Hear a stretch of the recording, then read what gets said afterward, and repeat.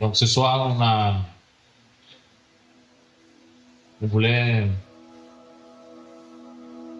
j'avais à cœur qu'on partage sur la direction selon le Seigneur, mais si le Seigneur le permet, on va faire simplement. Ce soir, on va partager un peu sur la séparation. Amen. Voilà.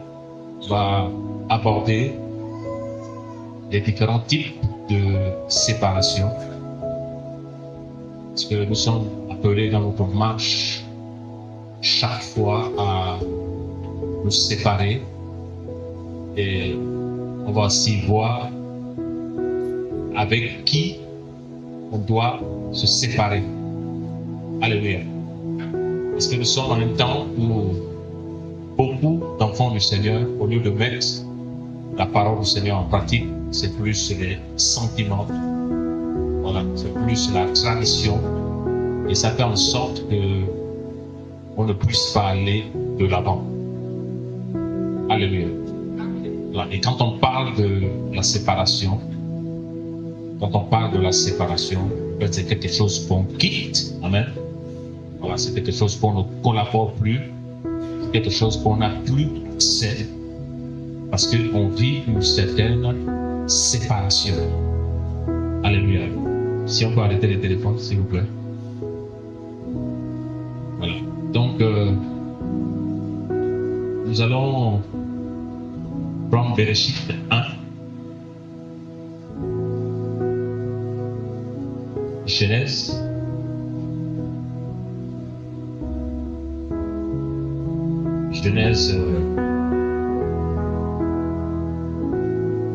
Nous allons voir le premier type de séparation.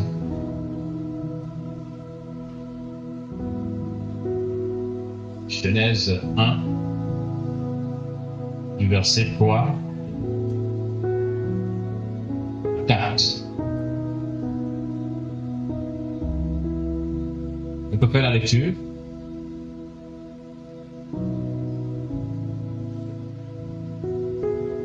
Nous sommes à la page déjà.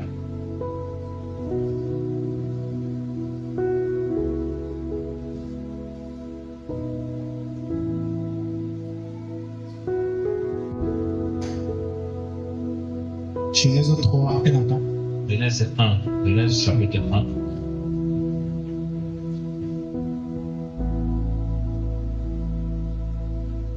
Genèse chapitre 1.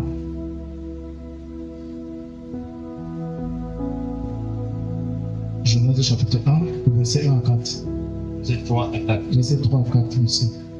Elohim dit que la lumière apparaisse. Et la lumière apparut.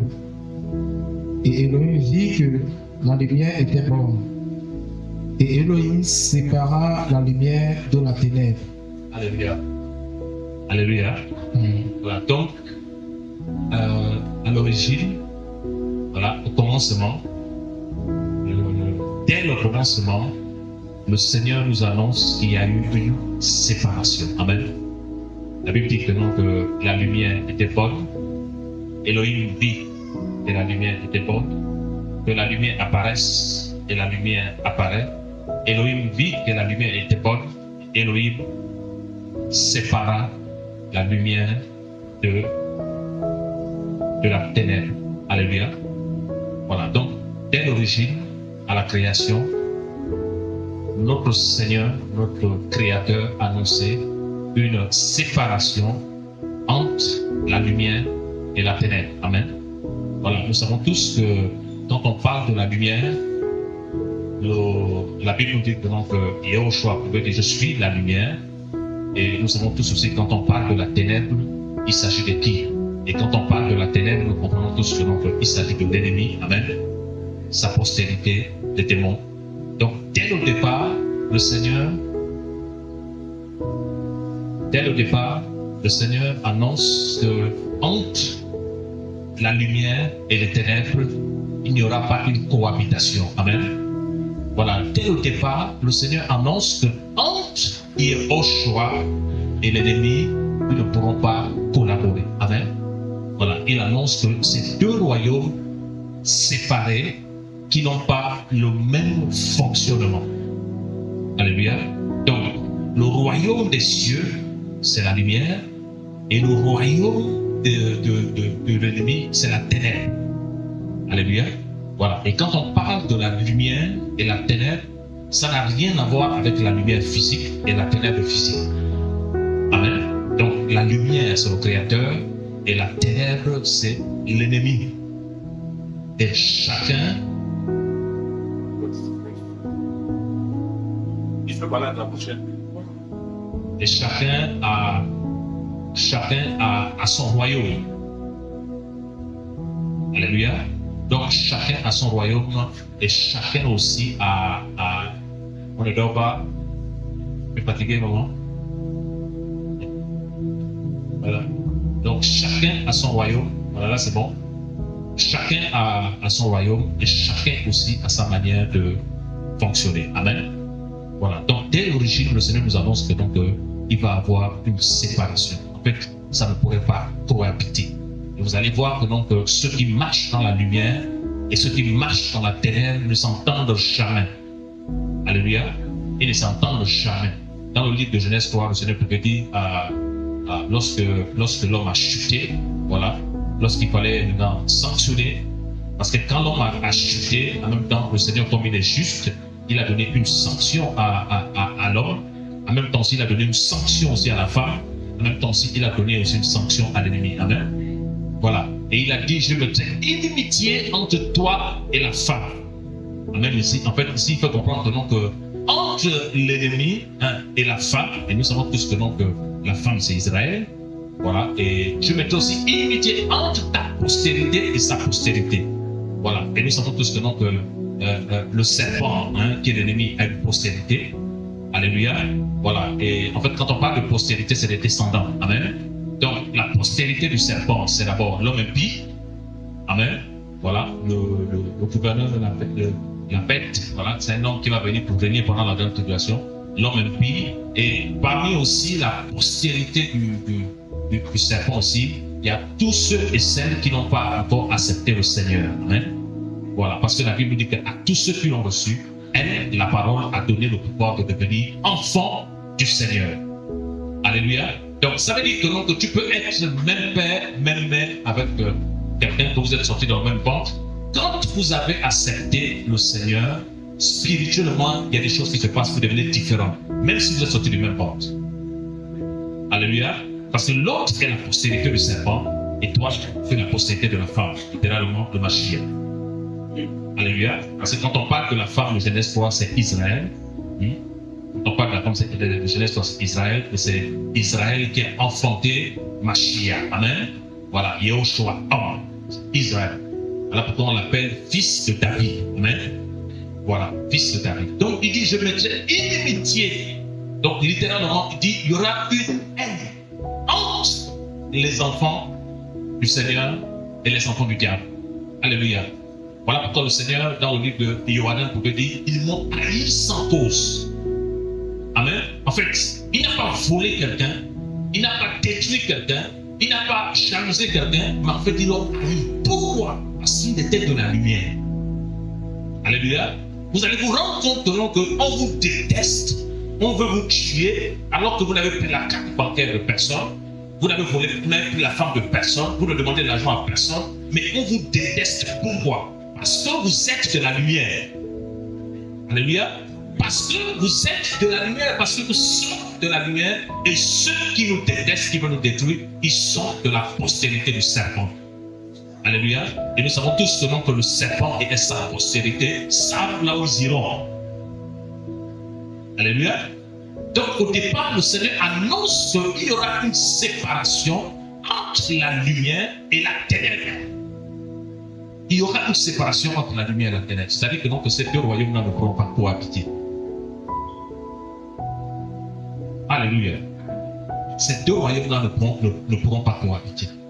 Et quand est-ce que nous sommes devenus enfants de la lumière? Parce que les disciples du Seigneur aussi sont des enfants de la lumière. Amen. Là, le Seigneur pouvait dire, vous êtes la lumière du monde. Vous êtes le sel de la terre. Nous sommes la lumière du monde. Quand on dit nous sommes la lumière du monde, qu'est-ce que le Mashiach veut dire? Qu'est-ce que le Mashiach veut dire? quand il dit que nous sommes la lumière du monde, c'est-à-dire que par nos vies transformées, nous allons éclairer les autres. Amen. Voilà, ça n'a rien à voir avec le fait que, donc, tu sois pasteur, tu sois apôtre, d'appel ancien, ainsi de suite. Ça n'a rien à voir avec ça. En fait, on parle de la vie du Mashiach en toi. Amen. Voilà, ça n'a rien à voir avec le nombre d'années, parce que Satan n'est pas impressionné par le nombre d'années. Amen. Voilà, parce que la Bible dit que celui qui est en nous est plus grand que celui qui est dans le monde. Donc Satan est impressionné par celui qui est en nous. Amen. Et nous savons tous que celui qui est en nous, c'est le Mashiach. Alléluia. Voilà. Donc il y a une séparation. Voilà pourquoi, en tant qu'enfant du Seigneur, quand on aime le Seigneur, quand on veut marcher avec le Seigneur, on ne force pas les collaborations. Amen. On ne force pas les collaborations. Des fois, tu veux être avec quelqu'un, tu veux marcher avec quelqu'un, mais ce n'est pas la postérité du Seigneur. Amen. Voilà, vous n'appartenez pas à la même famille. Parce que c'est le Seigneur qui connaît qui lui appartient. Alléluia. Voilà. Donc, nous devons comprendre que dès le départ, le Seigneur annonce déjà une séparation entre la lumière et la ténèbre. Et il montre que la lumière ne doit pas cohabiter avec la ténèbre.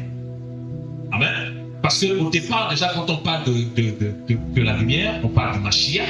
Il dit, je suis la lumière du monde. Amen. Et quand on parle de la ténèbre, on parle de Lucifer. Amen. On parle du serpent ancien. Et nous connaissons tous que si on marche dans l'amour, on est de la lumière. Amen. Si on marche dans la vérité, on est de la lumière. Mais si on marche dans l'hypocrisie, on est de la ténèbre. Amen. Si on marche dans la haine, on est de la ténèbre. Est-ce que vous voyez? Donc il montre par là que ces deux royaumes-là ne pourront pas cohabiter. Si aujourd'hui encore nous nous disons enfants de la lumière, alors que nous pratiquons encore les rapports sexuels hors mariage, alors que nous pratiquons encore beaucoup de choses qui ne glorifient pas le nom du Seigneur, en fait, on peut être là, mais nous savons tous que si ces personnes pratiquent de telles choses, ils sont de la ténèbre. Alléluia. Voilà. Maintenant, nous n'allons pas dire que tel est de la ténèbre, tel est de la lumière, parce qu'aujourd'hui, il y a ce qu'on appelle l'ivraie. La Bible dit que l'ivraie se ressemble tellement au blé. C'est-à-dire que quand ils sont là, en fait, quand on parle de l'ivraie, la parabole de l'ivraie, c'est la semence du serpent. L'ivraie, ce sont les fils et les filles du malin. Hein? Voilà. C'est-à-dire que le Seigneur, l'ennemi ne cherche plus à gagner ceux qui sont dans le monde, parce qu'il sait que ceux-là, il les a gagnés. Amen.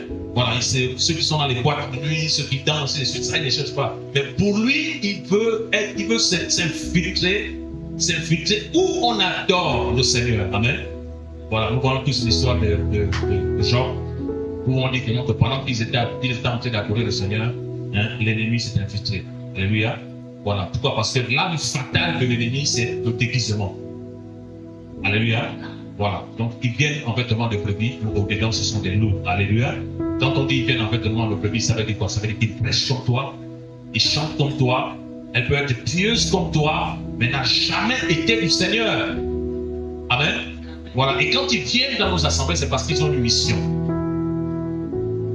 Alléluia. Ils ont une mission. Et quelle est leur mission? Leur mission, c'est de détruire le blé. Et nous savons tous que le blé, ce sont les enfants du Seigneur. Amen. Voilà pourquoi il faut faire attention avec qui on cohabite. Il faut faire attention avec qui on marche. Alléluia. Parce que l'ennemi n'est pas content quand on avance avec le Seigneur. Et nous allons voir que même le maître lui-même, qui est au choix, Mashiach, pendant qu'il était avec les 12, à l'intérieur, il y avait l'ivraie. Amen. Voilà. Il était apôtre, c'était l'ivraie. Et il a livré le maître à la fin. Et le maître savait que c'est lui qui devait le livrer. Alléluia. Parce que quand on dit que le Seigneur a envoyé les 12, ça veut dire que lui aussi il était dedans. Ils ont chassé les démons, lui aussi a chassé les démons. Amen. Mais la Bible nous dit qu'il prenait l'argent dans la bourse. Littéralement, prédicateur de l'évangile, apôtre, mais voleur. Amen. Donc ça veut dire que le fruit qu'il manifestait n'avait rien à voir avec la lumière. Amen. Ça veut dire que non, il prêchait l'évangile, il chassait les démons, mais il était de la terre. Parce que celui qui vole est de la terre. Et lui, celui qui ment de manière pratique est de la terre. Celui qui donne les fausses accusations à son frère ou à sa soeur est de la terre. Voilà pourquoi le livre des épîtres de Yohanan peut dire que celui qui dit qu'il aime le Seigneur et qu'il déteste son frère est dans le mensonge. Alléluia. Parce que le seul commandement que Yoshua a laissé, c'est vous vous aimez les uns et les autres. Et le dit, le monde entier saura que vous êtes mes disciples si vous avez l'amour les uns pour les autres. Voilà. Donc quand on est de la lumière, lorsque ton frère est béni, tu vas être dans la joie. Amen. Quand on est de la lumière, lorsque ton frère est dans une situation, tu ne vas pas l'enfoncer, tu ne vas pas salir, tu vas relever. Amen. Parce qu'on est de la lumière. Quand on est de la lumière, on ne laisse pas passer le faux. Amen. Quand on est de la lumière, on marche dans la vérité. Amen. Voilà, on ne parle pas derrière, parce qu'on est de la lumière.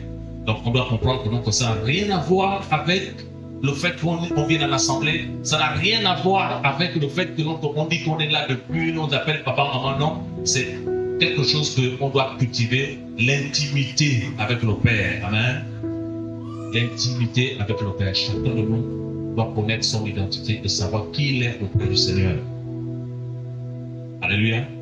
Et on doit sortir de tout ce qui ne glorifie pas le nom du Seigneur. Sortir. Donc, dès le départ, le Seigneur a annoncé qu'il y aura une séparation entre la lumière et la ténèbre. Amen. Et la Bible nous dit que Elohim vit que la lumière était bonne. Amen. Elohim vit que la lumière était bonne. Et plus tard, il est au choix quand il vient, il dit, je suis la lumière. Amen. Donc, en fait, quand tu médites la parole, quand tu mets en pratique la parole, tu marches dans la lumière. Quand quelqu'un te déteste et toi tu pries pour lui, tu marches dans la lumière. Amen. Et si tu marches dans la lumière, quand tu partiras, tu seras aussi dans la lumière. Alléluia. Tu seras dans la lumière. Et regardez un peu, lorsque vous faites le constat, lorsque les enfants du Seigneur, qui aiment le Seigneur, qui craignent le Seigneur jusqu'à la fin, s'endorment. Quand je parle de s'endormir, c'est la mort physique, littéralement la séparation entre l'esprit et le corps. Vous allez vous rendre compte que quand vous les regardez dans le cercueil, ils sont tellement jolis et beaux. La gloire du Père. Parce qu'il y a les anges qui sont là, amen. Et quand le moment du Père arrive, le Seigneur va annoncer maintenant que ta marche est terminée. Les anges viennent te prendre maintenant. Ils t'emmènent maintenant. Tu t'en vas auprès du Père dans le repos éternel. Alléluia. Est-ce qu'on peut acclamer le Seigneur? Le roi, le Seigneur, le lion de la tribu pour lier tout cœur, le végétal pour la prospérité de sa vie, le lion adoré, célébrer Seigneur, au nom de notre Seigneur, au nom de notre Seigneur, au nom de notre Seigneur, Papa. Tu as décidé d'éclairer ton peuple au Cameroun et personne n'arrêtera cela, Seigneur. Que tes enfants, tes fils et tes filles, Seigneur, soient éclairés par la lumière de l'Évangile, Seigneur. Et que cet Évangile, Papa, puisse aller loin, comme tu dis dans ta parole, de l'Évangile éternel parcourir la terre. Nous voulons que cet Évangile, Papa, traverse, Seigneur, cette nation, de province en province, Seigneur, afin que ton peuple soit libéré. Alléluia.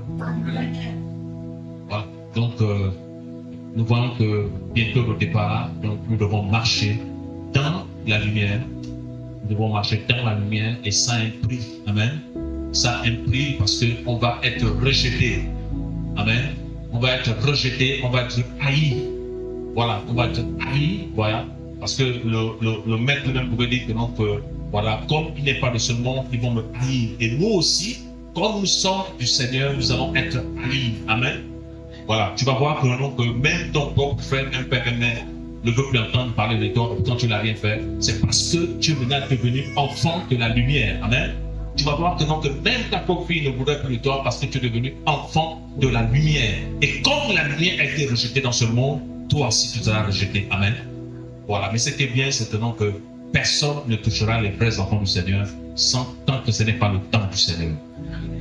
Alléluia. Personne ne touchera les vrais enfants du Seigneur. Voilà pourquoi chacun de nous, qu'est-ce qu'on doit faire? C'est d'avoir une relation avec le Seigneur. C'est pas de forcer à venir en assemblée tous les jours, amen, mais c'est d'avoir une relation avec le Seigneur. Parce que lorsqu'on a une relation avec le Seigneur, on est éclairé, amen.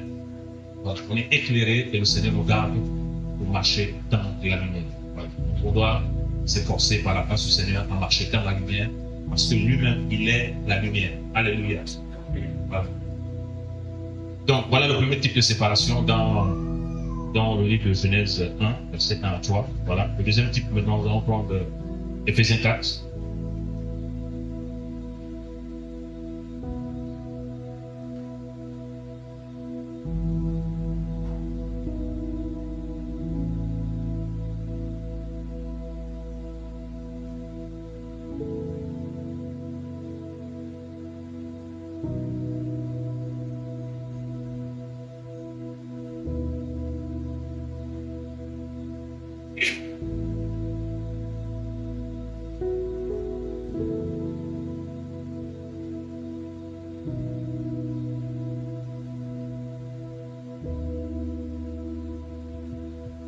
Éphésiens 4, verset 7 à 12. Éphésiens chapitre 4, verset 7 à 12. Mais la grâce est donnée à chacun de nous selon la mesure du don du Mashiach. C'est pourquoi il dit, étant monté dans la hauteur, il a capturé la captivité et il a donné des dons aux humains. Or, que signifie il est monté? Sinon qu'il est premièrement descendu dans les parties inférieures de la terre.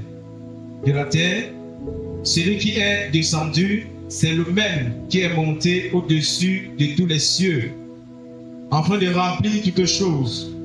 Et lui-même a donné en effet les apôtres, et les prophètes, et les évangélistes, et les bergers et docteurs, pour l'équipement des saints, pour l'œuvre du service, pour la construction du corps du Mashiach, jusqu'à ce que nous soyons tous parvenus à l'unité de la foi et de la connaissance précise du Fils d'Élohim, à l'état de l'homme parfait, à la mesure de la stature de la plénitude du Mashiach, afin que nous ne soyons plus des enfants ballottés par les vagues emportés ça et là, à tout vent de doctrine, par le jeu de dés des humains, par leur habileté dans l'art de l'égarement. Je peux t'arrêter là. Alléluia. Voilà, au verset 11, il dit, et lui-même a donné en effet les apôtres, et les prophètes, et les évangélistes, les bergers et docteurs, pour l'équipement des saints. Alléluia. Voilà, donc nous allons parler du premier type de séparation à l'origine.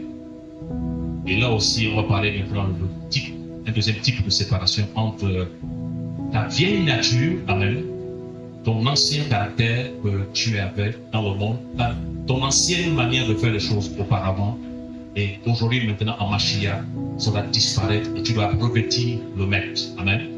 Tu dois revêtir la parole. En fait, quand on parle de revêtir la parole, c'est la mise en pratique. C'est fonctionner maintenant selon les Écritures. Alléluia. Et ici, il nous dit que quel est le rôle des apôtres?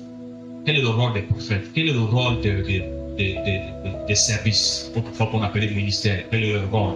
Parce qu'il n'y a pas que les saints, les services de la parole. La Bible nous dit dans le livre de 1 Corinthiens 12 qu'il y a une multitude de services. Amen.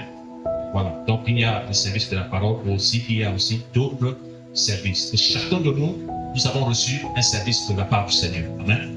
Donc ici, il dit que le rôle des services, c'est pour l'équipement des saints. Et nous savons tous maintenant que nous sommes sanctifiés à la conversion. Amen. Voilà, on ne parle pas ici des saints catholiques qui sont morts. Non, ici, quand on parle des saints, il s'agit des enfants du Seigneur. Amen.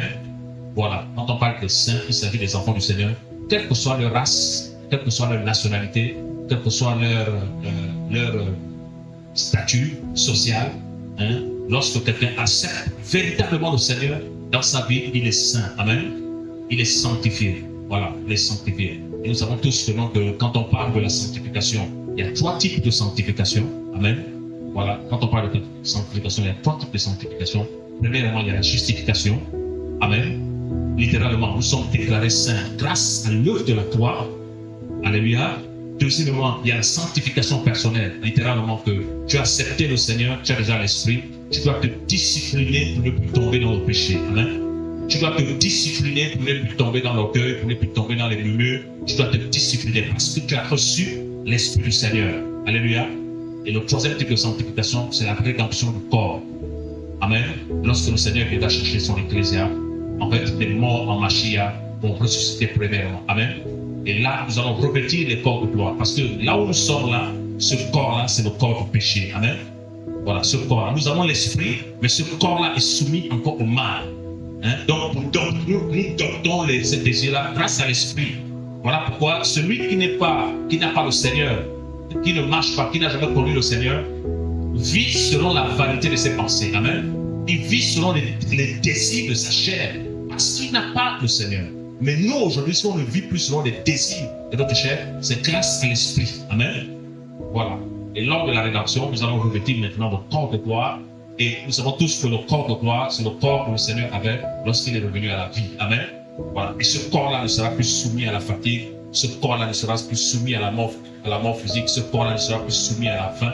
C'est le corps de gloire. Amen. Voilà. Le corps qu'avait le Seigneur. Donc, ici, il dit, Paul dit que le service, c'est pour équiper les saints.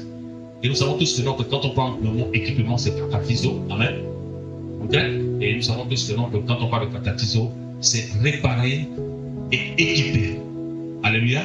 Donc, en fait, ici, quand il parle de réparer et équiper, il parle de réparer quoi? Parce que même si aujourd'hui, même s'il y a des combien d'années, tu as accepté le Seigneur. C'est vrai, tu deviens enfant du Seigneur. L'Esprit du Seigneur vient éclairer ton esprit. Amen. Parce que ton esprit marche dans la ténèbre. Maintenant, l'Esprit du Seigneur vient éclairer ton esprit. Et là, maintenant, tu découvres que mentir, c'est péché. Amen. Tu découvres que marcher dans la nudité, c'est péché. Tu découvres que se laver avec un enfant, même si c'est ta fille, même si c'est ton garçon, c'est péché. Tu découvres maintenant toutes ces choses-là grâce à l'Esprit du Seigneur. Amen. Et le problème, c'est que ton âme a subi des choses dans le monde. Alléluia. Ton âme a subi des choses dans le monde. Donc, que ton caractère, quand tu viens dans le Seigneur, pour que ton caractère, parce que nous ne sommes pas comme le brigand qui est mort dans les croix, amen. Là où à peine il accepte le Seigneur, à peine le Seigneur l'enlève. Alléluia. Mais nous avons encore un chemin sur la terre. Donc le Seigneur va procéder à la guérison de nos âmes. Amen. Et cette guérison-là va se faire quoi? Grâce à l'évangile, en fait, il va séparer ton ancienne nature à ta nouvelle nature maintenant. En fait, c'est là où est la bagarre. Alléluia. C'est là où est la bagarre. Parce qu'il dit que ce sont les malades qui ont besoin des médecins. Et quand on parle du médecin ici, ça n'a rien à voir avec le docteur physique. Amen. Ça n'a rien à voir avec l'infirmière. Là, on parle des malades spirituels. Amen. Qui ont besoin du médecin par excellence. Donc, pour guérir, par exemple, la colère que tu as en toi, est-ce qu'il faut l'aspirer? Pour guérir, par exemple, le manque de pardon que tu as en toi, est-ce qu'il faut la Doliprane? Tu prends la Doliprane, tu vas voir que demain, tu vas encore être colérique. Amen. Qu'est-ce qu'il faut? Il faut le Seigneur. Voilà pourquoi Myriam avait compris que pour changer, il fallait être au pied de qui? Du Maître. Ce n'était pas au pied d'un apôtre, amen. Ce n'était pas au pied d'une assemblée, c'était au pied du Maître. Parce qu'il est le seul qui change les cœurs. Il est le seul qui change les vies. Alléluia. Donc, à travers les enseignements que les services donnent, on vit aussi notre séparation, amen. Voilà, c'est-à-dire que l'enseignement vient t'éclairer, l'enseignement vient te soigner. Et là, maintenant, qu'est-ce que tu fais? Tu laisses maintenant ce que tu avais l'habitude de faire autrefois. Est-ce qu'on suit? Tu laisses maintenant ce que tu avais l'habitude de faire autrefois. Par exemple, si tu es marié et tu as l'habitude de gronder ton mari, Amen. L'enseignement te dit que tu dois respecter ton époux. Alléluia. Et quand tu mets cette parole en pratique déjà, tu vas comprendre que le fait que je gronde mon mari, ça ne vient pas du Seigneur, c'est de la ténèbre. Amen. Donc je dois laisser cette manière de fonctionner là et fonctionner maintenant selon le maître. Et là, je vis une séparation. Je laisse ce qui est mauvais et je prends ce qui est bon à travers l'enseignement. Alléluia. Voilà pourquoi l'enseignement est capital. L'enseignement est capital.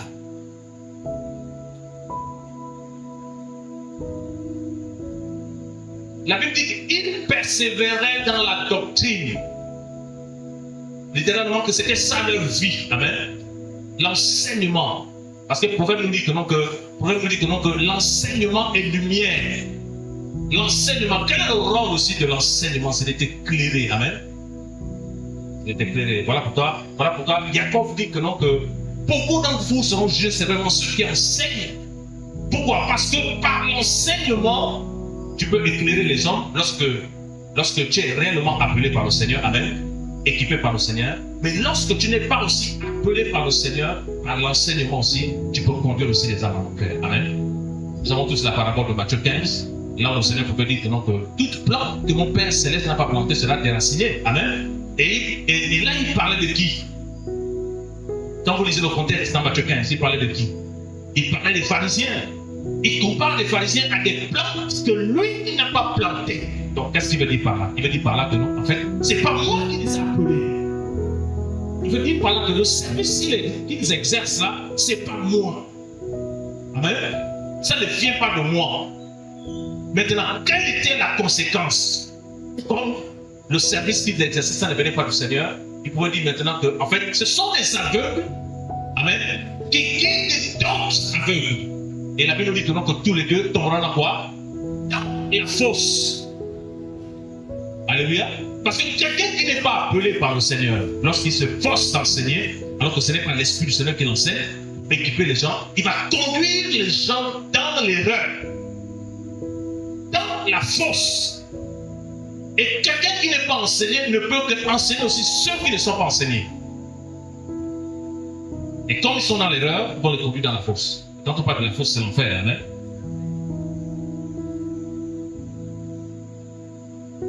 Voilà pourquoi il ne faut jamais exercer une grâce si le Seigneur ne t'a pas appelé. Il ne faut jamais le faire. Parce que si c'est lui qui t'a appelé, il va t'équiper. Amen. La Bible nous dit que ce n'est pas celui qui se recommande lui qui t'a appelé, c'est celui que le Seigneur recommande. Alléluia.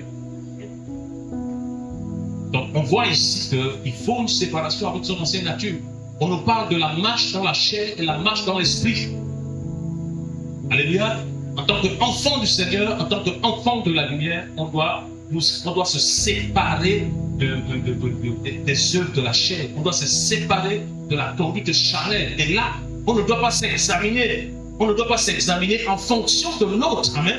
On ne doit pas s'examiner en fonction d'un dirigeant. On doit se mirer avec la parole. Amen. Parce que la parole est un miroir. Amen. La parole est un miroir. La parole est un miroir. On doit se mirer avec la parole. Est-ce que ma manière de fonctionner est en conformité avec la parole? Est-ce que ma manière d'agir est en conformité avec la parole? Est-ce que ma manière de parler est en conformité avec la parole? Hier, je disais ça aux frères que donc, un dirigeant ne peut pas gronder les gens. Un dirigeant ne peut pas gronder les gens parce que ce ne sont pas tes enfants. Quand on gronde quelqu'un, ça, ce n'est pas l'esprit du Seigneur. Alléluia. On ne peut pas gronder les frères.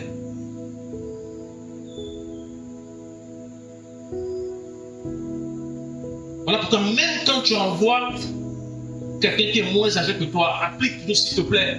Il faut le respect est mutuel. Amen. La considération est mutuelle. Et il ne faut pas accepter qu'on te respecte parce qu'on t'appelle dirigeant. Non, on doit te respecter parce qu'on voit en toi un aîné et on voit en toi le fruit de l'esprit. Amen. On voit en toi la grâce et la vie. Parce que ce que le Seigneur agresse, ce n'est pas la durée. Ce que le Seigneur agresse, c'est la vie. c'est le fruit. On n'a pas besoin de dire à Anna, où est ton père? Anna, c'est voilà son père. Amen. Voilà. Donc, quand les jeunes viennent, ils voient ça, c'est un aîné, parce qu'ils voient le fruit, parce qu'ils voient le calme, ils voient la simplicité, ils voient le sérieux, ils voient que c'est le modèle. Et quand on est appelé par le Seigneur, forcément, ce fruit va mûrir. Alléluia. Donc, ici aussi, il nous faut une séparation avec cette nature-là. Cette nature-là, on doit refuser d'être seulement dans la force. Amen. Voilà, d'écraser seulement les gens. On doit refuser de mal parler aux gens. Amen. La Bible dit que donc le maître était doux. Amen. Voilà, la douceur n'est pas synonyme de faiblesse, non. Il nous faut la douceur. Qui a besoin de la douceur ce soir? Alléluia. Moi aussi, j'ai besoin de la douceur. Des fois, là, quand je m'emporte là comme ça, c'est compliqué. On a tous besoin de ça, la douceur. Amen. Voilà, la maîtrise de soi. La Bible nous dit de ne pas s'occuper des affaires d'autrui. Amen. Voilà, ne t'ingère pas de couple d'autrui. Ne t'ingère pas de l'affaire de l'autre, même dans sa vie. Ne t'ingère pas dans cette affaire. D'abord, toi, marche avec le Seigneur. Si quelqu'un ne vient plus à l'assemblée, tu as déjà vu la personne. Tu as dit à la personne une fois, ah, mon frère, c'est comment? La personne te dit non, je ne peux pas. Laisse. Prie pour la personne. Amen. Toi, continue ta marche. On ne force pas les gens à adhérer quelque part. Amen. On conduit les gens dans le royaume des cieux.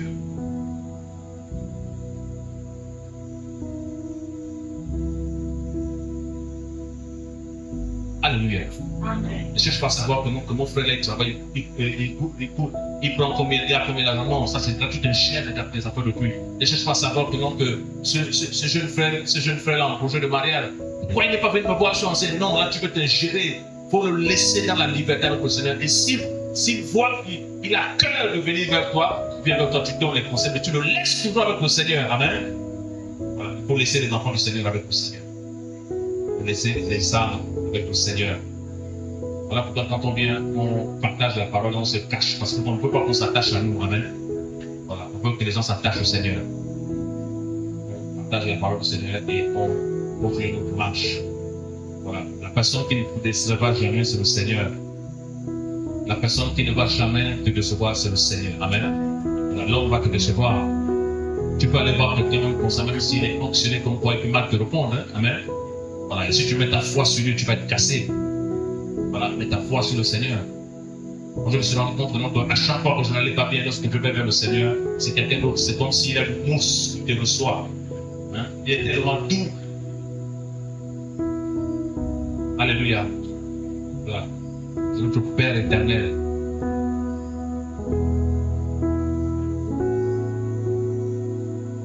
Voilà pourquoi il faut changer. C'est une forme de séparation. Il faut laisser tout ce qui ne glorifie pas le nom du Seigneur. Amen. Voilà. En tant qu'enfant du Seigneur, il y a des choses qui doivent tomber dans nos vies. Des choses qui doivent tomber dans nos vies. Il faut prier le Seigneur. Seigneur, je ne veux plus la colère. Amen. Seigneur, je ne veux plus le mensonge. Seigneur, je ne veux plus les partis pris. Je veux être dans la justice.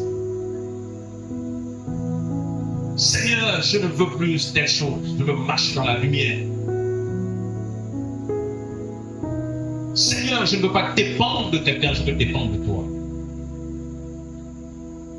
Il y a des choses qui doivent tomber. Des choses qui doivent tomber parce que le maître est à la porte. Voilà pourquoi il faut dire que vous êtes la lumière. Nous sommes la lumière.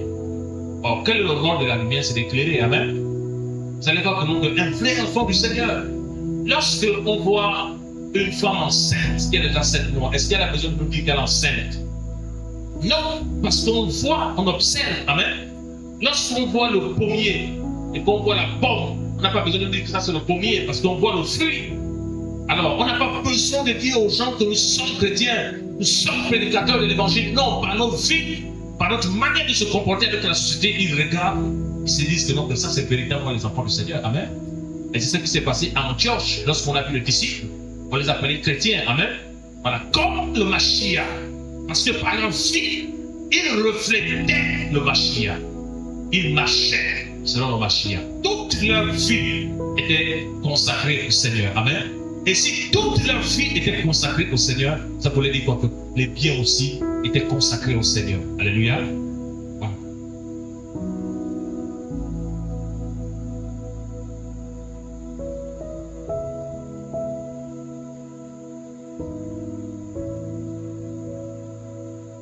Et je bénis le Seigneur parce que de plus en plus maintenant, le royaume des cieux est en train de s'installer dans les cœurs comme nous.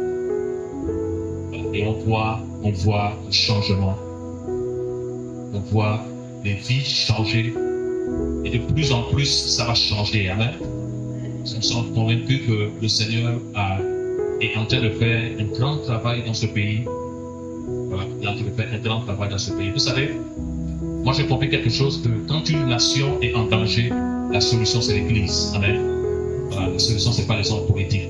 Je me rappelle en 2016 au Gabon, c'était compliqué parce que on sentait dans l'esprit qu'on voulait enlever notre président et c'était les forces extérieures qui voulaient le faire.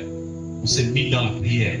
On s'est mis dans la prière. On priait tous les soirs avant que les élections n'arrivent. Tous les soirs. Tous les soirs. Tous les soirs, on priait. Et pendant qu'on priait, j'étais avec mon épouse et je disais que tout le monde peut prier tous les soirs comme ça. Le Seigneur ne me montre rien. Je bénis le Seigneur qu'à cause de cette supplication, il m'a exaucé. Et la nuit pendant que je dors, je vois un géant bois qui circule la capitale. Amen. Et j'étais dans le taxi et j'ai dit au monsieur taxi, regarde le bois là. En fait, le bois était en train d'injecter des choses dans la population. Ils ont la haine de se détruire. Amen. Et maintenant, j'ai commencé à dire, au nom de Yeshua, le bois diminué. Au nom de Yeshua, le bois diminué. Amen. Et il s'est enfui. Et j'ai compris deux choses. Avant qu'une nation ne tombe physiquement, elle tombe d'abord spirituellement. Et l'Église a la capacité et l'autorité d'arrêter les choses dans l'esprit. Et si l'Église arrête les choses dans l'esprit, rien ne va se passer physiquement. Voilà pourquoi le Seigneur, pour sauver ce pays, qu'est-ce qu'il fait? Il relève les chrétiens. Hein? Il relève les véritables enfants du Seigneur. Nous connaissons tous l'histoire de Genèse, lorsque le Seigneur voulait détruire Sodome et Gomorrhe. Amen. Il dit, si on trouve dit juste, je ne veux pas donner à la vie. Pourquoi? Parce que le Seigneur ne veut pas que le juste subisse de même sort que le méchant. Donc quand le Seigneur voit ses enfants qui nourrissent les orphelins, quand le Seigneur voit ses enfants qui traversent depuis la vie pour annoncer l'évangile, quand le Seigneur voit ses enfants qui nous craignent en esprit et en vérité, quand il veut mettre la main comme ça, amen, il se calme parce qu'il y a ses enfants. Alléluia. Ça ne dépend pas des militaires, amen. Ça ne dépend pas qu'ils ont les Kalachnikov, non. C'est nous qui avons le pouvoir dans la prière de fléchir les genoux. Parce que quand il dit que notre Seigneur nous dit juste, je pardonne à la vie, ça veut dire quoi? Ça veut dire que s'il trouve les vrais fils du Seigneur, il va arrêter. Quand le feu peut s'allumer comme ça, il arrête le feu là. Quand la guerre peut s'allumer comme ça, il arrête la guerre là. Amen. Parce qu'il est le Seigneur des Seigneurs. Alléluia. Vous allez voir que notre quand de prendre comme ça, il envoie les anges de paix. Calmer la haine. Calmer la terreur à cause de ses enfants. Et nous proclamons que le Cameroun ne chutera pas. Au nom de Yeshua, nous proclamons que les sangs des Cameroun ne couleront pas. Les rois fidèles, quel que soit leur plan, leur stratégie, le Seigneur va ramener ce pays dans l'ordre. Voilà pourquoi il est en train de réveiller l'Église. Voilà pourquoi il est en train de réveiller l'Église du Seigneur. Il est en train de réveiller les enfants du Seigneur. Voilà pourquoi il est en train de réveiller la jeunesse. La solution, c'est la parole du Seigneur. Amen. Voilà pourquoi on ne doit pas négliger les affaires du Seigneur. En tant qu'enfant du Seigneur, on doit comprendre que nous sommes des pèlerins. Amen. Des voyageurs et des pèlerins sur la terre. Nous sommes étrangers sur cette terre. Amen. Nous sommes étrangers sur cette terre. Nous sommes étrangers. Regardez un peu quelqu'un quand il va dans un pays étranger. Est-ce qu'il vit comme s'il était un autochtone? Non, tous ceux qui vivent comme ça, c'est qu'ils sont sacs, non? Parce que dans le terre qui va partir, c'est comme ça. Nous avons un temps, nous allons partir. Soit c'est le maître qui vient nous prendre, soit c'est la mort. Amen. Et là, c'est le départ. Et là, c'est le départ. Nous sommes des étrangers sur la terre. Voilà pourquoi on ne doit pas s'attacher au billet qu'on appelle le papier, là, qu'on appelle comment là? Voilà, on ne doit pas s'attacher à la tôle qu'on appelle voiture. On ne doit pas s'attacher à la maison. On a besoin de ça, mais ça ne doit pas être notre maître, ça doit être notre serviteur. Amen. Voilà, quand le Seigneur nous envoie, c'est pour le servir. Là, pourquoi je nous encourage beaucoup à ceux qui peuvent aller le lire sur l'identité. Hein? C'est quoi encore le titre, là?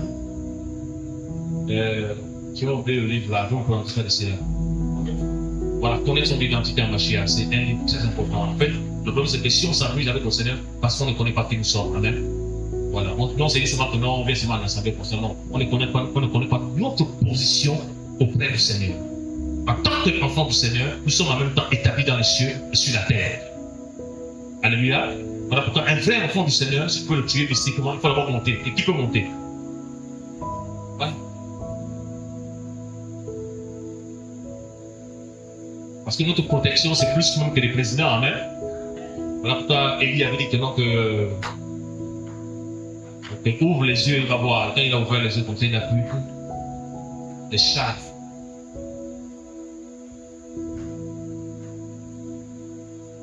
Alléluia. Voilà. Est-ce qu'on a compris le deuxième type de séparation? C'est bon? Maintenant, troisième type de séparation avec les mauvaises compagnies, les faux frères.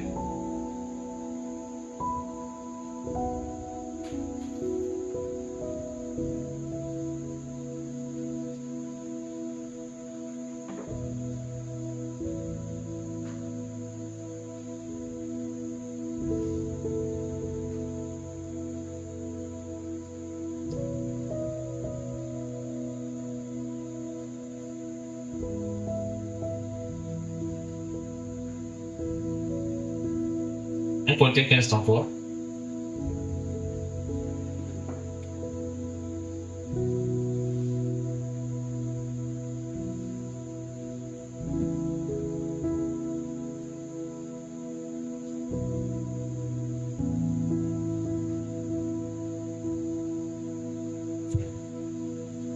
Corinthiens chapitre 15, verset 3.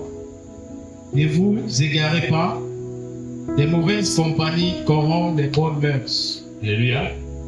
1 Corinthiens 15, 3, 1 Corinthiens 5.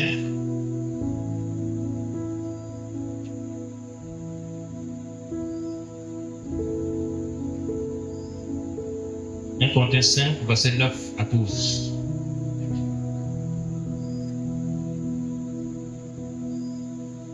Corinthiens 5, verset 9 à 12.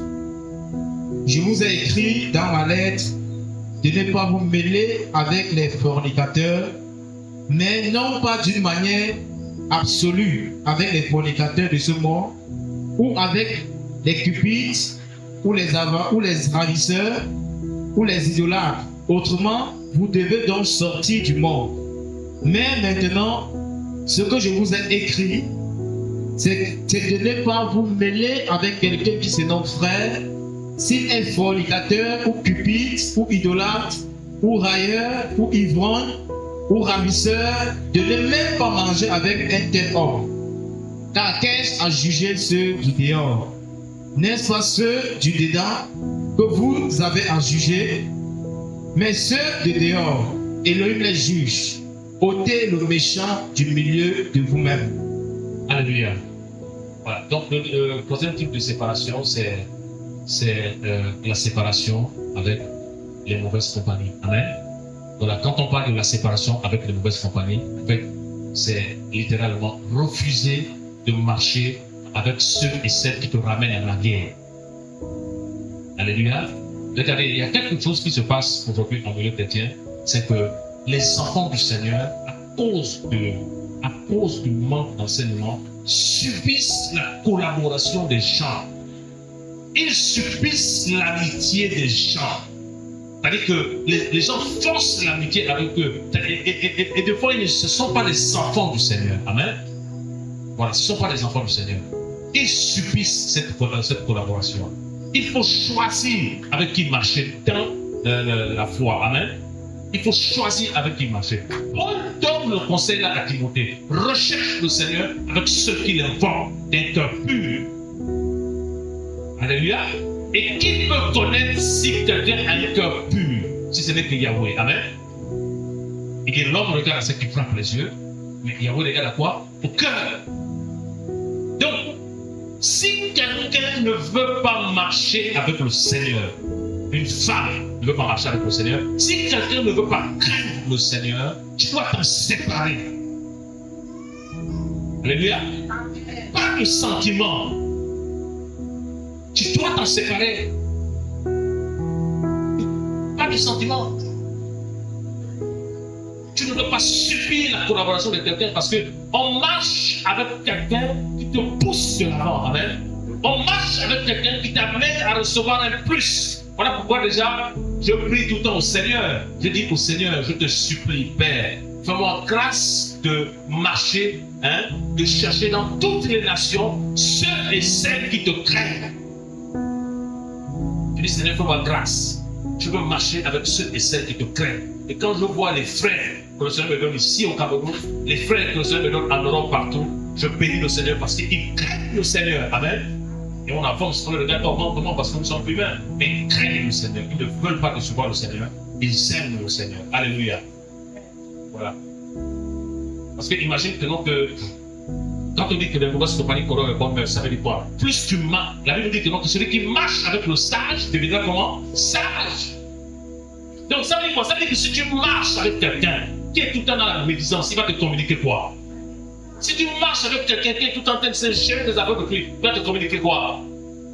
Et les mêmes choses. Voilà pourquoi il faut choisir avec qui marcher. Amen. Il ne faut pas dire, oh non, parce qu'on t'appelle papa, maman, il faut soit non. Je suis libre. Amen. Voilà. Yahushua est mort à la croix pour me rendre libre. Et bien sûr, on ne doit pas faire de cette liberté peut-être vivre selon la chair. On doit choisir avec qui marcher. Ce qui est même grave en toi, avec qui me marier, ça c'est même grave. Parce que si tu fais, quand on parle de la séparation là, mari et femme n'est pas séparation, amen. Voilà. Là, on ne peut pas enseigner la séparation là. Voilà. Mari et femme, tu es obligé de supporter jusqu'à la fin. Voilà, là, il n'y a pas de séparation. Alors, vous dire que non, 2 semaines avant de réfléchir les parents, il n'y a pas ça. Donc, la seule personne que je suis condamné à être, c'est mon épouse, amen. Voilà, parce que même l'enfant, si un enfant, et on choisit dit quoi, Josué, moi et ma maison, c'est vraiment quoi? Voilà, mais si un enfant va amener des copines dans ma maison, tu fais comment? Tu peux sortir? Tu dis non. Je ne veux pas comme être Élie qui a été repudié à cause de ses enfants. Voilà, je veux craindre le Seigneur. Tu ne veux pas souiller ma maison parce que ma maison et moi, on appartient au Seigneur. On appartient au Seigneur. Tu peux amener tes copines dans ma maison, tu peux amener tes copains dans ma maison. Non, ma maison doit glorifier le Seigneur. Voilà pourquoi même quand on est chrétien, il faut éviter de faire dormir les maisons sales. Ça doit compter les assiettes par-ci par-là, les assiettes par-ci par-là, dans la saleté. Parce que vous savez que quand on dort comme ça, on a de quoi la visite des anges. La Bible dit qu'avoir l'ange de Yahweh camp pour tous ceux qui nous craignent. Mais tu dors comme ça, la saleté, la cuisine comme ça, les trucs comme ça, bizarres. Parce que pour nous, le noir, quand on voit la saleté, on attribue ça à qui? Le noir. Quand on voit la propreté, on attribue ça à qui? Voilà, c'est ce que vous enseignez. Et celui qui doit être propre, c'est le blanc. Alors que c'est des humains comme nous, amen. C'est des mortels comme nous. C'est une question de mentalité, c'est une question de culture. Pour nous, c'est dit que pour être propre, il faut être riche. Donc c'est un mensonge. Tu peux voir ta petite chambre être propre et ordonnée, amen. Tu peux aller porter tes... Moi j'ai acheté mon là, pourquoi savoir, c'est 1000 francs. Au marché, Koulounou. Pourquoi savoir ça?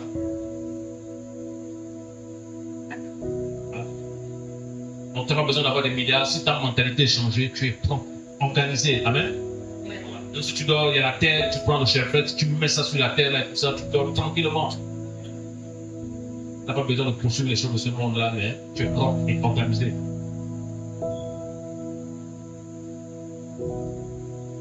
On a besoin de ça. Alléluia. Donc les compagnies, il ne faut pas les subir. Quelqu'un ne veut pas suivre le Seigneur, ne marche pas avec lui. Amen. Quelqu'un ne veut pas avancer avec le Seigneur, tu l'avertis. Une fois, tu te rends compte qu'au lieu d'avancer avec cette personne, tu vas en arrière, ou tu as des problèmes, ou quelqu'un, quand il t'appelle, c'est toujours les problèmes. appelle, c'est toujours les problèmes. Quand tu appelles, c'est toujours les problèmes. Alléluia. Fais attention. Il y a aussi d'autres scénarisés. Qu'est-ce qu'il fait? Pour s'allier à toi, il fait en sorte qu'il garde tes secrets. Voilà. Tu lui dis des choses, il garde ça. Et dans le jour où tu vas se séparer avec lui, il va te dire que moi, je connais ça de toi. Voilà pourquoi on ne dit pas tout à n'importe qui. Amen. Avant de s'ouvrir à quelqu'un, il faut consulter le Seigneur. Il faut consulter le Seigneur. Les mêmes gens que tu vas dire ces choses-là, c'est les mêmes gens qui vont te dire ça ouvertement demain. Ah oui, moi j'ai subi ça. Yeah. Vous avez vu l'histoire de Joseph, non? Lorsqu'il a eu les songes d'élévation.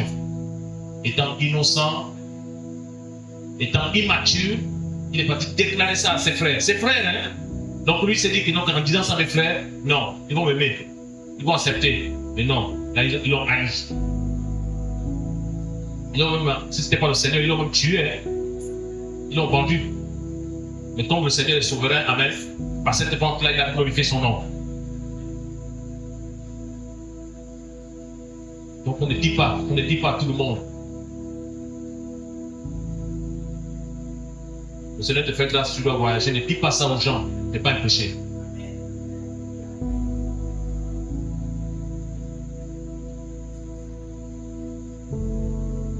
Oh non, tu vas commencer à dire maintenant que oh non, tu es en train de faire les dossiers du voyage, le Seigneur dit de parler à quelqu'un.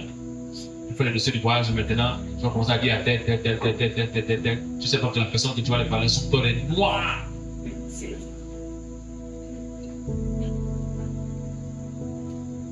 Tu vas dire que non, je suis chrétien, ça va me faire. Non. Il faut la prudence.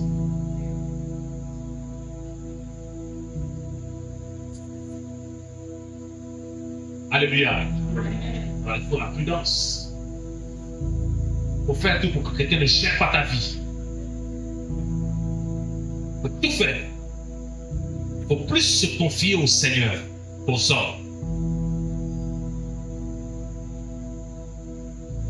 Plus se confier au Seigneur. Faire confiance au Seigneur. Dans tous les domaines de nos vies. C'est pas facile, amen. Pas facile.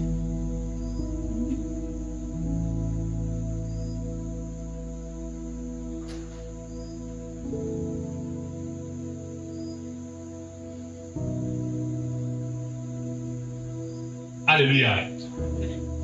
Et aussi en assemblée, aussi, lorsque on remarque que quelqu'un de manière consciente est dans le péché, on l'avertit, ne veut pas, on l'avertit, ne veut pas, on l'avertit, ne veut pas. C'est la responsabilité des dirigeants aussi de le faire partir. Amen. On ne doit pas regarder cette personne comme étant un ennemi, mais on doit la mettre dehors pour se repentir. Parce que si on prend un sac de pommes et on met des pommes pour lui, ça va faire quoi? Voilà. Si on ne sait pas vouloir le Seigneur, amen. Mais si on voit déjà, il faut juger. Parce que les gens nous disent que non, vous jugez. Non, le jugement là, c'est quoi? C'est de discerner si ce qui est là est conforme à la parole. Amen. Voilà, c'est notre rôle. Nous sommes des juges. Voilà pourquoi la Bible déclare que non, on doit veiller les uns. Voilà. On n'a pas dit se contrôler. Amen. On a dit veiller les uns sur les autres. Même si ta soeur, ton frère fait 1 mois, 2 mois, il n'est plus en assemblée. Mais quand tu parles avec la personne, tu sens qu'il y a le Seigneur. Tu sens qu'il travaille pour le Seigneur. Non, le Seigneur, tu le laisses entre les mains du Seigneur. Amen. Voilà. C'est pas la peine de dépenser ton taxi pour aller chercher la personne. Oh non, tu n'es plus dans la foi. Non. La personne peut ne plus venir ici en assemblée physiquement, mais la personne appartient au royaume. Et le plus important, c'est pas d'être ici physiquement, c'est d'appartenir au royaume. Parce que lorsque le son de la trompette va sonner, c'est tous ceux qui appartiennent au royaume qui vont monter. C'est pas ceux qui sont ici, non.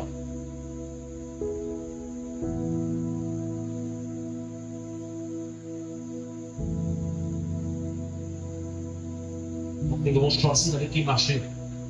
Si tu marches avec quelqu'un, matin, midi, soir, il ne pas que business. Tu vas aimer quoi? Business. Matin, midi, soir, il ne pas que de l'argent. Une soeur là, avec son époux là-bas, ils sont en Nice, là.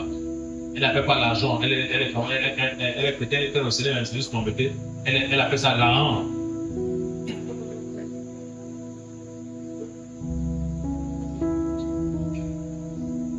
matin, midi, soir, business. Matin, midi, soir, on va voir quel business. Matin, midi, soir, on va voir quel business. Et même, tu ne m'as jamais donné un verset. Non, là, c'est grave. Là, prends tes jambes à ton cou et fuis.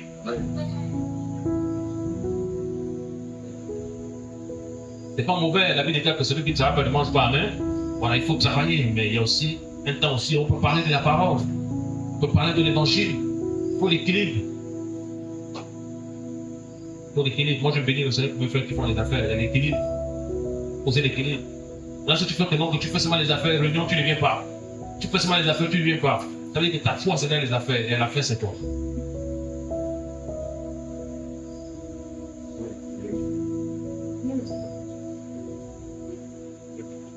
Alléluia.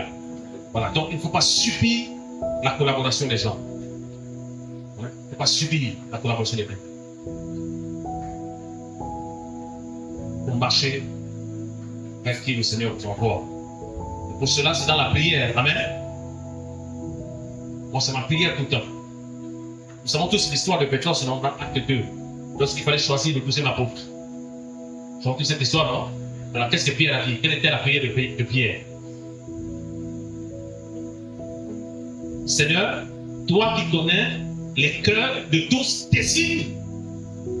Amen. Donc, pourquoi Pétros avait parlé comme ça? C'est parce qu'ils ont marché avec Judas. Il a compris qu'il ne connaissait pas Judas. Il a prêché avec Judas. Il a chassé les démons avec Judas. Et c'est après qu'il a compris que le Seigneur savait qui il était. Amen. Et maintenant, avant de prendre le deuxième apôtre, il se rappelle de la leçon. Et il dit, Seigneur, plus comme je vois là, mais toi qui connais les cœurs de tous. Alors que Seigneur, toi qui connais les cœurs, conduis-moi vers ceux qui te craignent. Je veux marcher avec ceux qui te craignent. Je veux collaborer avec ceux qui te craignent. Et qui ont le zèle de l'évangile. Amen. Et qui veulent avancer avec toi. Je veux collaborer avec les couples qui te craignent. Je veux collaborer avec les couples qui ont la vision du ciel. Pas la vision de l'argent. Pas la vision d'une voiture. Amen. Mais la vision du ciel. Parce que le royaume des cieux est là. Et quand tu pries comme ça, qu'est-ce que le Père fait? Il dit, invoque-moi, je te réponds.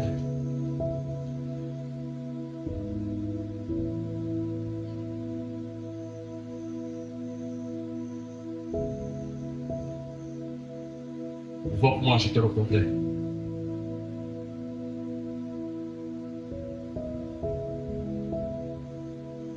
Alléluia. Voilà. Donc, quatrième type de séparation. La séparation avec ceux qui marchent dans les sentiments.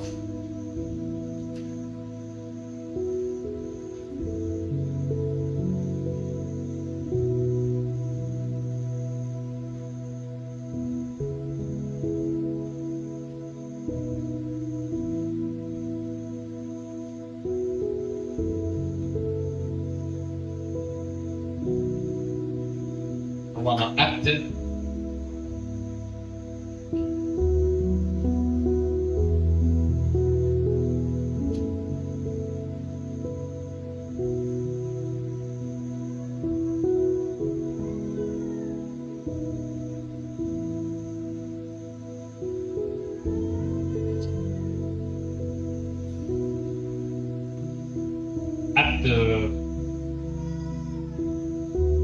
Acte 15, verset 36 à 40, à 41.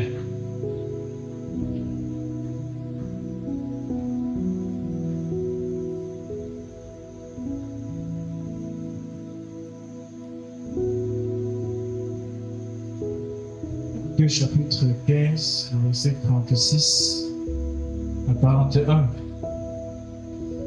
Mais quelques jours après, Paul dit à Barnabas, retournons maintenant visiter nos frères dans chaque ville où nous avons annoncé la parole du Seigneur, pour voir dans quel état ils se trouvent. Or, Barnabas était décidé à amener avec eux Yohanan, appelé Marcos.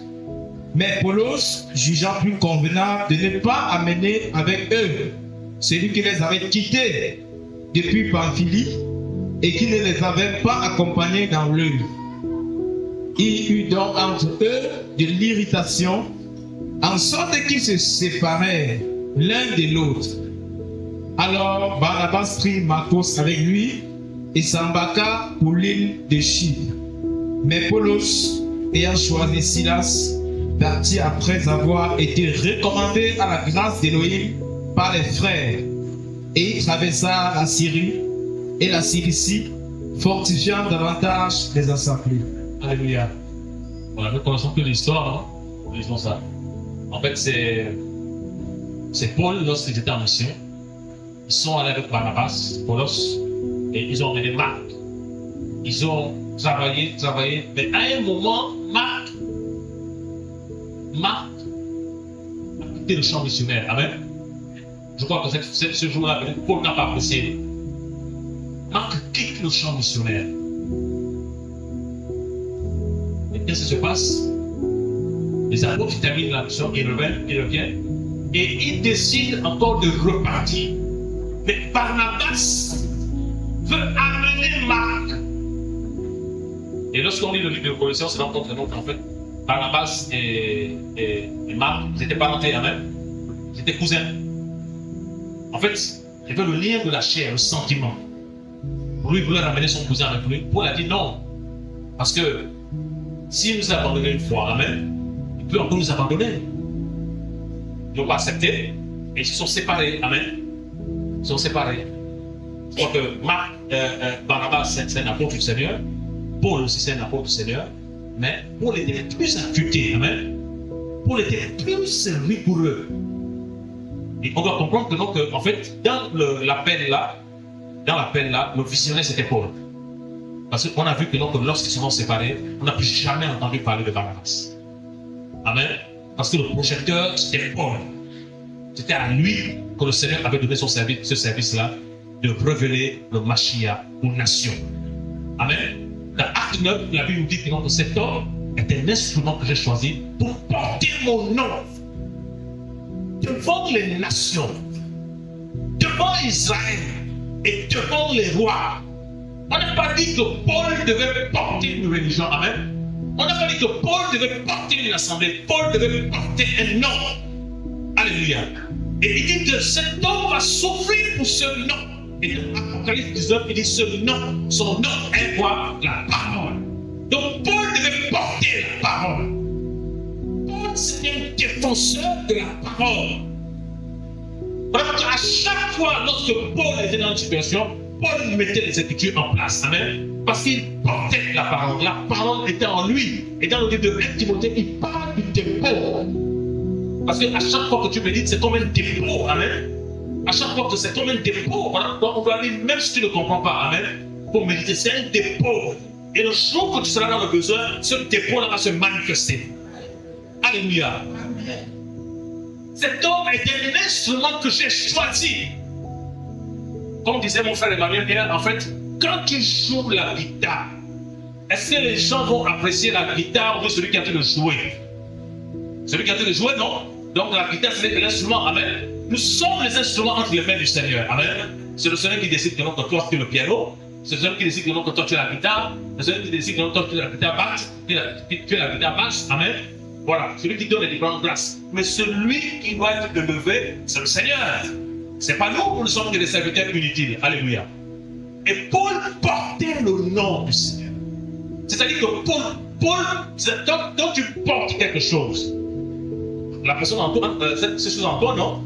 C'est-à-dire que si tu quittes par exemple toi là, et tu vas à Bafoussam, c'est toujours en toi, non? Donc ça veut dire que Paul portait la parole. Il portait ça.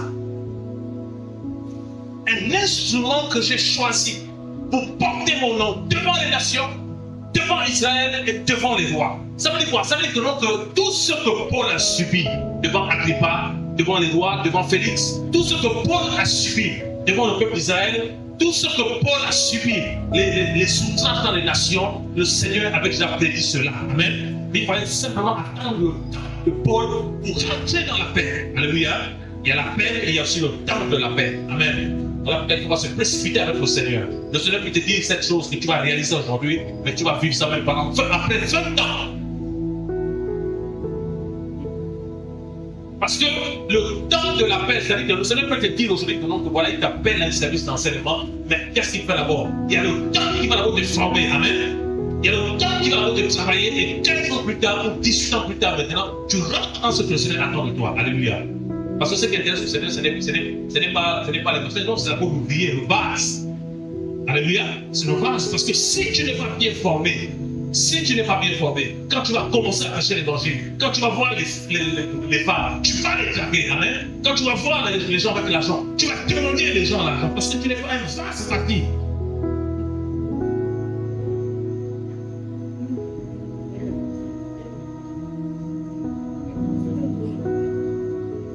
Voilà pourquoi vous allez constater que la majorité des jeunes qui se mettent à diriger les assemblées, comme ils n'ont pas laissé le temps, de fois il y a la paix dans la direction, amen. Mais comme ils n'ont pas laissé le temps au Seigneur de partir dans le secret, de former dans le secret, de travailler dans le secret, quand ils prennent les assemblées comme ça, ils sont attaqués par certains démons et après ils chutent.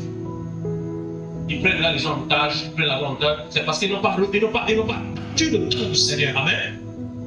Parce que quand il y a le temps du Seigneur, je te donne le mandat. Et le mandat, c'est l'ordre. Amen. Le mandat, c'est la protection.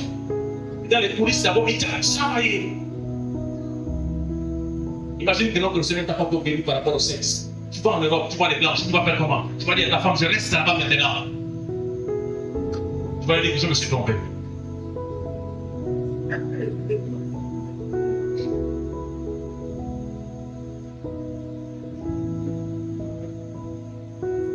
Alléluia.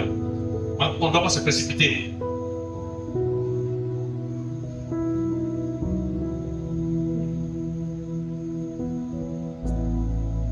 On ne doit pas se précipiter. Alléluia. Il ne faut pas se précipiter. On va dire non, tu viens maintenant en assemblée, maintenant tu vas maintenant jouer, maintenant tu vas regarder que non, les dirigeants ne sont pas là. Voilà, c'est dans moi maintenant, je prends le micro, je passe là-bas, on me voit, tout ça dans ma chaîne, tu vas vite mourir. Tu vas vite mourir. C'est vrai que dans la Bible, on a vu les jeunes qui ont travaillé comme Timothée, amen. Comme on a vu les jeunes qui ont travaillé comme Euraste, comme Tite. Mais derrière Timothée, il y avait Paul. Hein, c'était les jeunes qui étaient humbles et aussi qui demandaient conseil au Seigneur. Il y a des choses que le Seigneur m'a parlé, ça fait maintenant que le 19 ans que je sens de voir ça maintenant. 19 ans après. 19 ans après.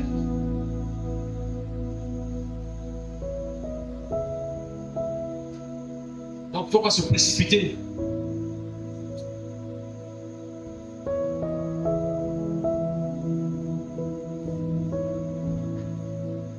C'est la même chose aussi quand on n'est pas marié. Il ne faut pas se précipiter. Si le Seigneur t'a dit que ce n'est pas son temps, il ne faut pas regarder parce que c'est elle qui a peut-être se marier. Amen. Voilà, le Seigneur connaît ton temps. Et quand ton temps viendra, le Seigneur va glorifier son nom. Amen. Voilà. La vie chrétienne, ce n'est pas le suivisme.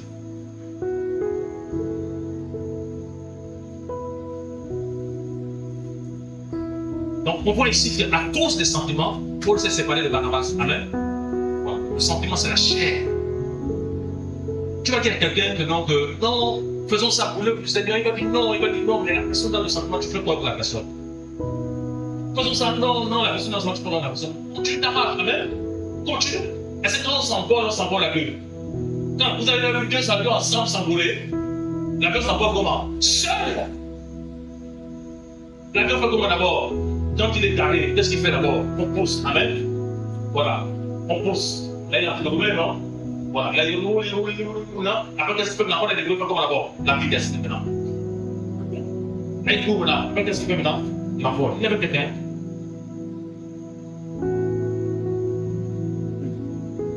Nous, on ne vient pas dans les assemblées pour suivre le Seigneur, mais chercher des amis. C'est ça l'erreur.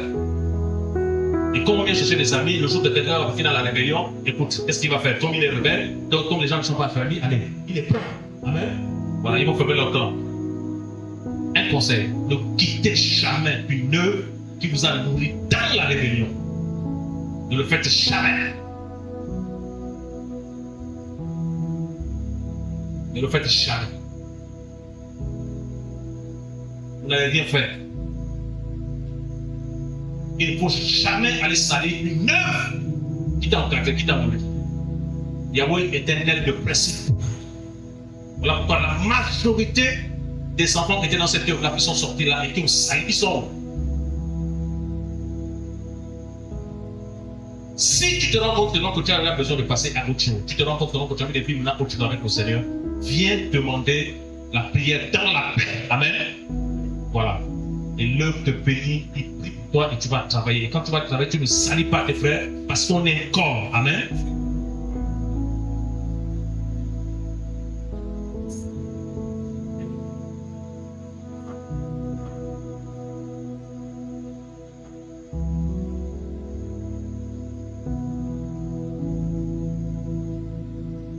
C'est des conseils qu'on nous donne tout le temps et qu'on nous donne aussi.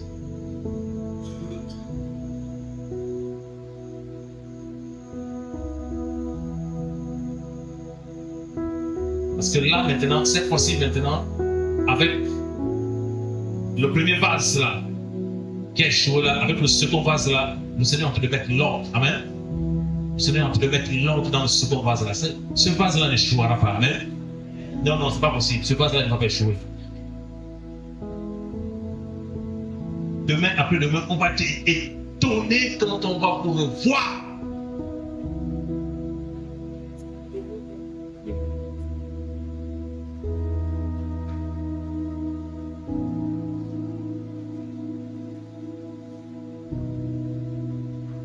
Alléluia.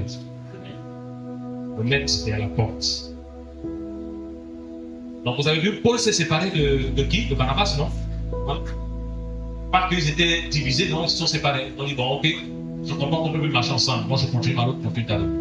Et comme l'appel n'était pas sur, comme les feux n'étaient pas sur Barnabas, Paul a foutu sa marche. Donc ça, c'est la règle de quelqu'un tout le temps. Pour venir à la veille de prière, il faut aller tirer. Quelqu'un tout le temps, pour venir à la veille de prière, il faut aller envoyer un message. La Bible nous dit quoi? Qu'est-ce que le maître dit? Le sel de ta maison me dévore. Donc ça veut dire que tellement le Seigneur veut le sel. Le sel de ta maison me dévore. Donc quand on dit prière comme ça, je n'ai pas besoin qu'on me dise de venir. Amen. La prière, c'est ma vie maintenant. L'enseignement, c'est ma vie maintenant. Je n'ai pas d'autre vie, je ne veux pas boîte de nuit. Je ne veux pas les choses du monde. Je suis maintenant dans le Seigneur. C'est ma vie maintenant.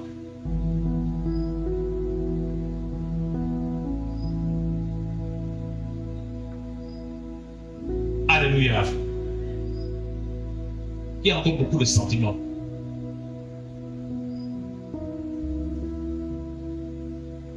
Après, on va prier pour que ça parte. Hein?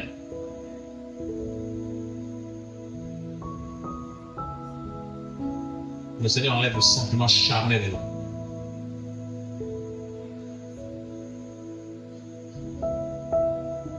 Il veut marcher avec ceux qui veulent avancer. Ça ne veut pas dire non, que parce que quelqu'un ne comprend pas qu'on va lâcher. Non. Mais souvent que quelqu'un est trop dans le sentiment, trop les empêche d'avancer et tout. Ils n'en savent pas. Quand on parle de ça, ça ne veut pas dire que la personne va prier sur lui. Tu viens prier à l'assemblée, mais tu marches avec moi. Si tu vas me retarder, tu vas me retarder. Et vous allez voir que à chaque fois que vous êtes rigoureux dans ça, les personnes avec qui vous vous séparez, vont vous détester. Voilà, mais ce n'est pas votre problème, vous avancez. Votre problème. Pour prier pour les personnes, vous avancez. Vous-même vous salir. Pour prier pour les personnes, vous avancez. Tous les jours, on subit ça. On nous traite de dictateurs, on nous traite des gens qui dictent, on nous traite des gens qui forment, tous les noms.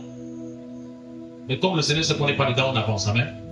Voilà, le plus important, c'est que le Seigneur dit. Parce qu'il ne faut pas qu'on te dise, il ne faut pas qu'on t'accuse, il faut souvent que tu es dedans. Amen. C'est ça, non? Voilà, là, c'est plus une fausse accusation.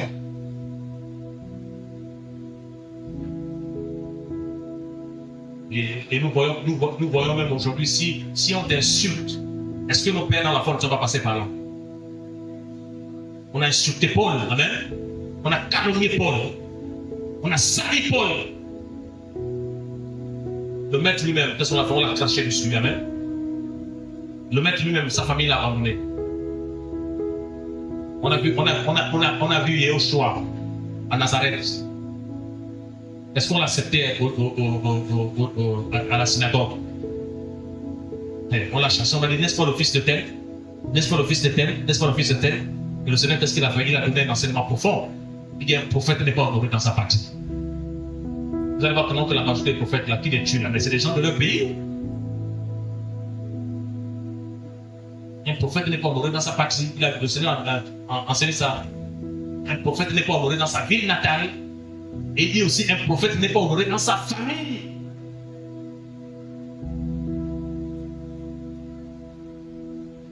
Toi, tu crains le Seigneur. Tes frères, pendant dans la chair, ils voient que tu crains le Seigneur. Ils vont te mépriser. Quand ils te voient, ils vont te dire, papa pasteur. Et quand ils disent papa pasteur, là, c'est la moquerie.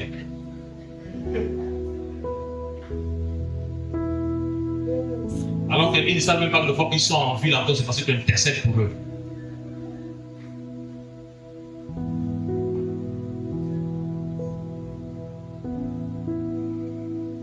Le Seigneur nous aide. Hein?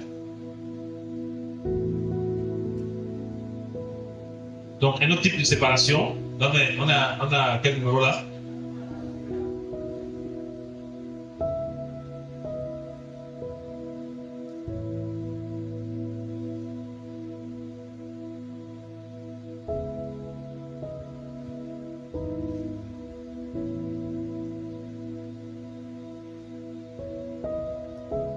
Voilà, donc, là, on va prendre beaucoup lire là. Tu vas lire acte 20, 17 à 38. Il faut bien comprendre le contexte, amen.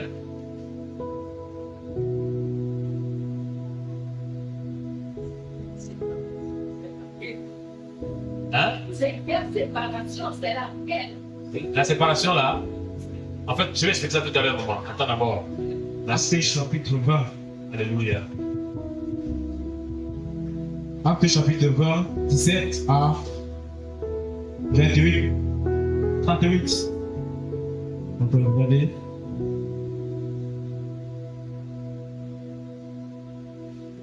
Mais de Milet, il envoya appeler à Éphèse les anciens de l'assemblée. Et lorsqu'ils furent arrivés vers lui, il leur dit: vous savez de quelle manière je me suis toujours conduit avec vous dès le premier jour où j'ai mis le pied en Asie, étant esclave du Seigneur en toute humilité et avec beaucoup de larmes et de tentations qui me sont arrivées par les complots des Juifs. Comment je ne vous ai rien caché des choses qui étaient utiles, ne manquant pas de vous les annoncer et de vous les enseigner publiquement et dans les maisons, rendant témoignage tant aux Juifs qu'aux Grecs de la repentance envers Elohim et de la foi en Yehoshua Mashiach, notre Seigneur. Et maintenant, voici que, lié par l'Esprit, je vais à Jérusalem, ne sachant pas les choses qui m'y arriveront. Sauf que, de ville en ville, l'Esprit Saint rend témoignage et dit que des liens et des tribulations m'attendent. Mais je ne fais aucun cas de mon âme comme étant précieuse, pourvu que j'accomplisse ma course avec joie et le service que j'ai reçu du Seigneur Yeshua, rendre témoignage à l'évangile de la grâce d'Élohim. Et maintenant voici, je sais que vous ne verrez plus mon visage, vous tous au milieu desquels je suis passé en prêchant le royaume d'Élohim. C'est pourquoi je vous témoigne aujourd'hui que je suis pur du sang de tous, car je vous ai annoncé tout le conseil d'Élohim sans en rien cacher. Prenez donc garde à vous-même et à tout le troupeau parmi lequel le Saint-Esprit vous a établi surveillant pour paître l'assemblée d'Élohim, qu'il a acquise au moyen de son propre sang. Car je sais ceci, qu'après mon départ, il entrera parmi vous des loups impitoyables qui n'épargneront pas le troupeau, et que d'entre vous-mêmes s'élèveront des hommes qui diront des choses perverties pour entraîner les disciples après eux. C'est pourquoi veillez, vous souvenant que durant l'espace de 3 ans, je n'ai cessé nuit et jour d'avertir chacun de vous avec larmes. Et maintenant, frères, je vous remets à Elohim et à la parole de sa grâce et à celui qui est puissant pour achever de vous édifier et pour donner l'héritage avec tous les sanctifiés. Je n'ai désiré ni l'argent, ni l'or, ni l'habit des personnes. Mais vous savez vous-même que pour mes besoins et pour ceux qui étaient avec moi, mes mains y ont servi. Je vous ai montré en toutes choses que c'est ainsi qu'il faut aider les faibles en travaillant dur et se rappeler les paroles du Seigneur Yoshua. Parce que lui-même a dit, il y a plus de bénédictions à donner qu'à recevoir. Et quand il eut dit ces choses, il s'est mis à genoux et pria avec eux tous. Et il y eut bien des pleurs de la part de tous, et se jetant au cou de Paulos, il l'embrassait tendrement, étant principalement affligé à cause de la parole qu'il avait dite, qu'il ne devait plus voir son visage. Et il l'accompagnait jusqu'au navire. Alléluia. Alléluia. En fait, ce type de séparation, ça n'a rien à voir avec le mal, c'est simplement que il y a des dirigeants qui, au temps convenable, le Seigneur va pu permettre qu'ils soient au milieu de vous. Amen. Et le jour où le Seigneur permettra maintenant qu'ils doivent partir, ils doivent passer à autre chose, il ne faut pas les arrêter de manière charnelle. Alléluia. Parce que ici, Paul a travaillé pendant 3 ans à Éphèse. C'est vrai qu'il était dans un service apostolique. Il a travaillé pendant 3 ans. Il a formé les frères. Il y a eu l'établissement des anciens. Il a travaillé. Paul a annoncé le conseil. Et dans l'Acte des Apôtres, nous avons vu le prophète qui a eu à Éphèse. Amen. On dit toute l'Asie mineure était dans le feu. Même les magiciens venaient confesser. Amen. Il y avait un tel réveil à Éphèse avec le ministère de l'apôtre Paul. La Bible nous dit même que même les mouchoirs qui touchaient le corps de Paul, les démons sortaient. C'est-à-dire les mouchoirs là, on met ça sur les corps, les démons sont chassés. Il y avait un tel réveil à Éphèse. Paul a enseigné, mais il fallait maintenant qu'il parte. Amen. Qu'il passe à autre chose. Ils ont pleuré au cou de Paul. Littéralement, il était comme un Paul. Il dit, mes enfants, pour qui j'éprouve les douleurs de l'enfantement, jusqu'à ce que le Mashiach soit formé en vous. Amen. Paul avait la notion de père et de fils dans la foi. On a dit que ce n'est pas aux enfants d'amasser pour les parents, mais c'est les parents qui doivent amasser pour les enfants. Et Paul était prêt, même à ce tour pour former les âmes. Alléluia. Paul aimait le Seigneur. Et Paul, dans le 1 Corinthiens, il nous dit, les soucis qu'il avait tous les jours, ce n'était pas d'avoir les milliards. Amen. Les soucis qu'il avait tous les jours, ce n'était pas d'avoir des maisons. Amen. Les soucis qu'il avait tous les jours, c'était les soucis des églises. Amen. Parce qu'il voulait que les enfants du Seigneur soient toujours en bonne santé spirituelle. Paul s'est déclaré même comme étant quelqu'un qui était sans domicile fixe. C'est-à-dire que 2 fois il dormait dehors. Amen. Paul disait que non, il n'avait pas d'habit. Un apôtre du Seigneur. Un véritable apôtre du Seigneur. Il n'a pas cherché la terre, mais il a prêché le royaume. Alléluia. Et au temps convenable maintenant, il a dit aux frères et sœurs, il est temps que je parte à Éphèse. Ils ont pleuré parce qu'ils ont appris des choses à travers Paul. Parce qu'ils ont vu des choses à travers Paul. Mais Paul, quand il part, qu'est-ce qu'il dit? Il dit, je vous recommande à Elohim et à la parole de sa grâce. Amen. Paul avait compris que les saints ne doivent pas s'attacher à son service. Amen. Les saints doivent s'attacher au Seigneur. Il dit maintenant, je vous recommande Un Seigneur à qui il faut s'attacher. Alléluia. Ils ont pleuré, les anciens ont pleuré beaucoup de Paul. On fait comment Paul? Paul dit non, je dois partir. Est-ce qu'ils ont arrêté Paul? Non, ils ont accompagné Paul au navire. Alléluia. Donc Paul devait continuer. Et il s'est laissé entre les mains du Seigneur.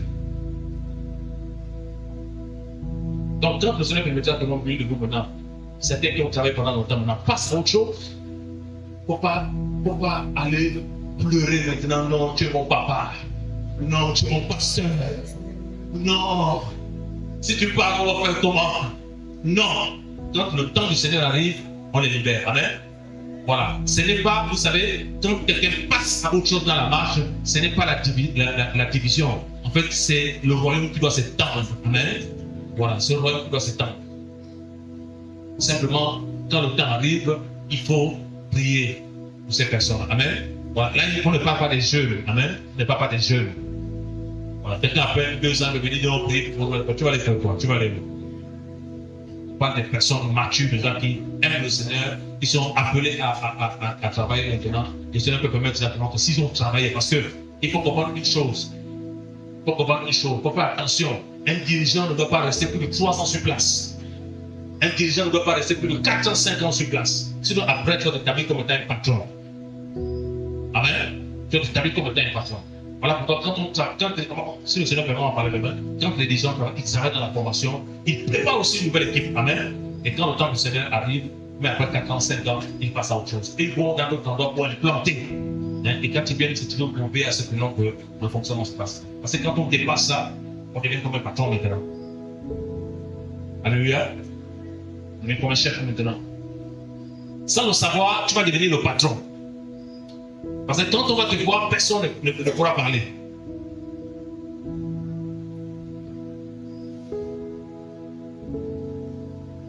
Alors que c'est important toujours de savoir passer à autre chose. Amen. Important. Bien sûr, on le fait dans l'esprit. Amen. Ouais, c'est important. Alléluia. C'est tellement le Seigneur vous enseignera sur d'autres types de séparation. Et toute notre vie, on doit se séparer avec le mal. Hein? On doit refuser ça. Alléluia.